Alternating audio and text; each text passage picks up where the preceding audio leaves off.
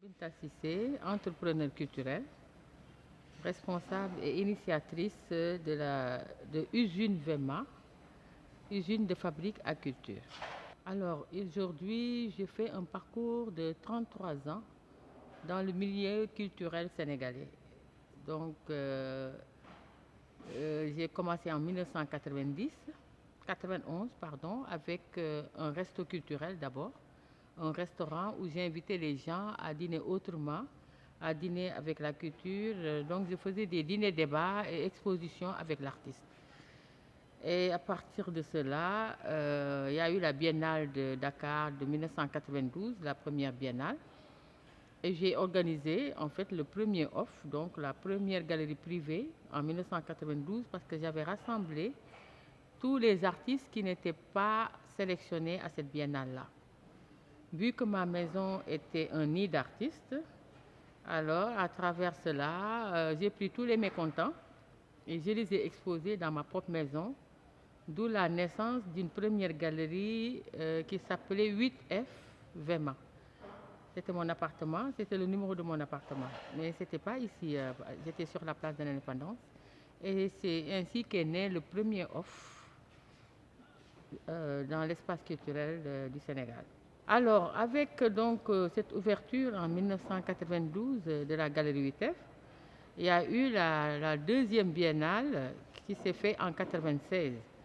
Et là, j'ai été membre du comité scientifique, mais j'avais déjà ce lieu et je préparais un autre offre et je voulais faire du design parce qu'il y avait des designers africains que j'ai connus à travers des voyages et je voulais faire un salon du design et finalement je l'ai initié à la Biennale de Dakar, d'où le premier salon du design en 1996 dans cet espace-là.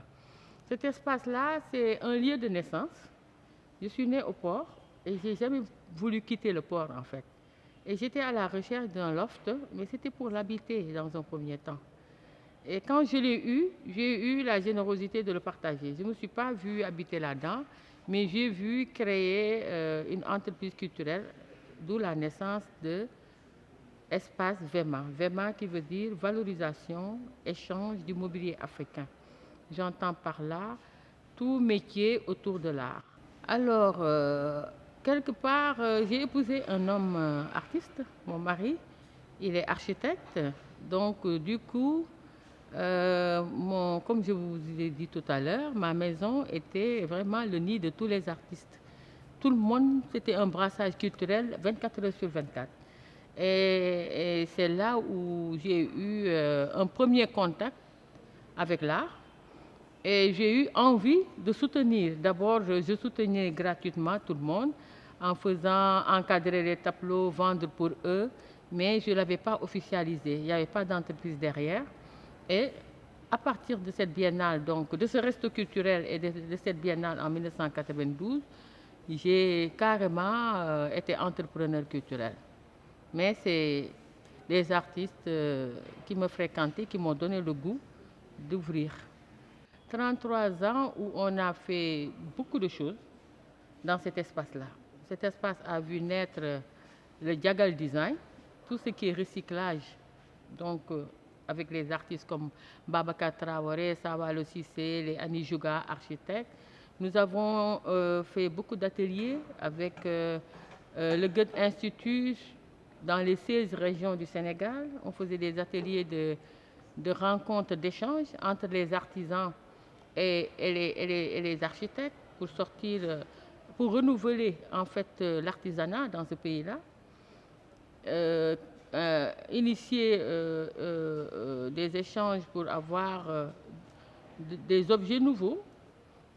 Et donc on a eu à faire toutes sortes d'expositions, bien sûr, d'art contemporain, avec tous les grands peintres. Je citerai beaucoup de noms parce qu'ils sont tous passés par moi. Vu que j'étais la seule un peu sur la place à part la Galerie nationale. Donc on a tenu des années d'expo d'art contemporain, de sculpture, de design.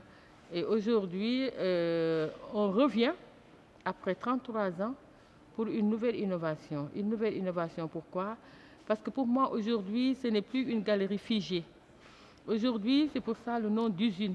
Usine, ça veut dire que vraiment nous avons une Afrique qui est créatrice, sans aucun doute. Nous avons une Afrique riche, nous avons une Afrique culturelle, en particulier aussi le Sénégal. Donc du jour au lendemain, je me suis dit, on ne peut plus s'arrêter à une galerie seulement. Donc ce lieu, c'est une usine de production. En fait, je me suis dit, qu'est-ce que je peux laisser demain pour cette jeunesse? Donc dans tout mon parcours, j'ai fait un parcours ici en Afrique et j'ai fait un parcours ici au Sénégal. J'ai jamais eu des rêves d'aller à l'étranger. Je suis personne à l'étranger si je ne suis pas quelqu'un chez moi. Alors pour être chez moi, c'est beaucoup d'efforts, c'est beaucoup d'investissements.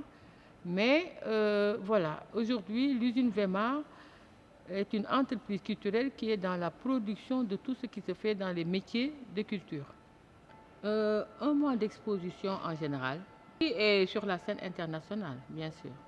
Parfaitement, nous avons une direction artistique. Nous les suivons, nous regardons le modèle. Il y a beaucoup de tendances en fait. Voilà, il y a beaucoup de tendances dans l'art. Aujourd'hui, sur l'art contemporain, on suit beaucoup la jeunesse et qui ont apporté, par exemple, quand je parle de ce qui s'est passé à la Biennale là, qui vient de passer, avec Fally Senso, qui a fait une installation, mais une installation sur notre culture, sur le quotidien des Sénégalais. Et ça, c'est des artistes aujourd'hui qui ont tendance à être écoutés. Et il y en a tant d'autres. J'ai fait d'autres expositions, comme les gens d'Outsundoy. Vous savez, on a au Sénégal un espace culturel qui est très dense et très riche. Voilà. Le choix des artistes passe, on a un directeur artistique qui est référé à l'espace. Et c'est lui qui, à travers son travail, nous fait des propositions. Moi, je suis autodidacte, mais j'ai l'œil quand même. Je sais reconnaître un talentueux, je sais reconnaître un artiste performant, je sais reconnaître un artiste qui est créatif. Et donc, à deux, nous faisons le choix de les exposer. Jusqu'ici, j'ai toujours travaillé seule. En 33 ans, j'ai été directrice de la galerie, j'ai fait la promotion de la galerie. Souvent, je suis accompagnée, mais les choix ont toujours été décidés par moi. J'ai toujours été commissaire à mes propres expositions en 33 ans. Mais aujourd'hui, avec la nouvelle innovation, je suis en train d'être accompagnée avec d'autres personnes qui ont la même vision que moi. L'art, c'est notre quotidien. Vous savez, nous avons un patrimoine culturel immensément riche en Afrique. Je ne parle pas du Sénégal, je parle de l'Afrique. Quand on dit l'Afrique, le berceau de l'humanité, nous avons un patrimoine immensément riche. Et j'ai envie d'offrir quelque chose à cette belle jeunesse. C'est de vivre leur culture et de se rendre compte c'est quoi leur culture. Parce que quelque part, notre patrimoine a été gommé. Dans le sens où, moi je suis née en 1960, je suis venue avec la génération du président Senghor, où on a connu quand même des années de lumière dans la vie culturelle sénégalaise. On avait tout. École de danse, école d'architecture, école de théâtre, école de musique, conservatoire de musique, musée d'art, l'art contemporain, une école de beaux-arts. Et aujourd'hui, avec le recul depuis Senghor, tout est fermé. Aujourd'hui, je vois une jeunesse qui est là, qui bouge, mais sans édifice. Ils n'ont pas d'édifice. On n'a pas transcrit et on n'a pas transmis nos pensées culturelles. Et ça, c'est extrêmement grave. Aujourd'hui, dans chaque région du Sénégal, il devrait y avoir édifice culturel pour la ville de Louga, édifice culturel pour la ville de Diourbel, édifice culturel dans chaque région du Sénégal. Les 16 régions du Sénégal devraient, pour chaque région, refléter sa culture. Aujourd'hui, il y a une absence. Il n'y a pas d'école dans la sous-région culturelle. Il n'y a pas d'école de beaux-arts au Sénégal. Il n'y a pas de musée d'art contemporain dans le vrai sens du terme. Et ça, c'est ce qui est dommage. Aujourd'hui, Usine Vema essaie, moi j'essaie à ma manière, parce que j'ai envie d'offrir à cette jeunesse une transmission et une transcription de la culture sénégalaise. Et j'invite souvent des Africains à venir aussi montrer leur culture et en même temps échanger avec l'Occident. Donc aujourd'hui, à cette belle jeunesse, l'usine Vema, ça va être un espace où on y produit la culture, où on y fabrique la culture. Et c'est ça que j'aimerais laisser pour la jeunesse.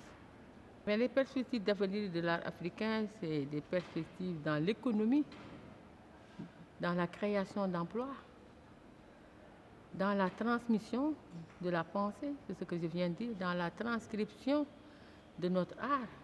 Tout est art. Quand vous vous réveillez le matin, qu'est-ce que vous faites? Vous mangez, vous vous habillez, vous mettez des lunettes, vous mettez des boucles d'oreilles, vous mettez des tenues, vous mettez des chaussures.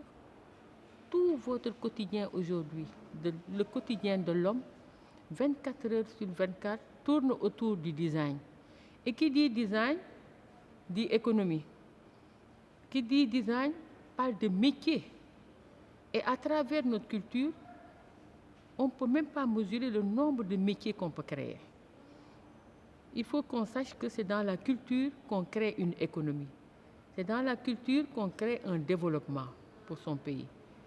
Et aujourd'hui, Usine Vema, c'est ça qu'il veut montrer à cette jeunesse.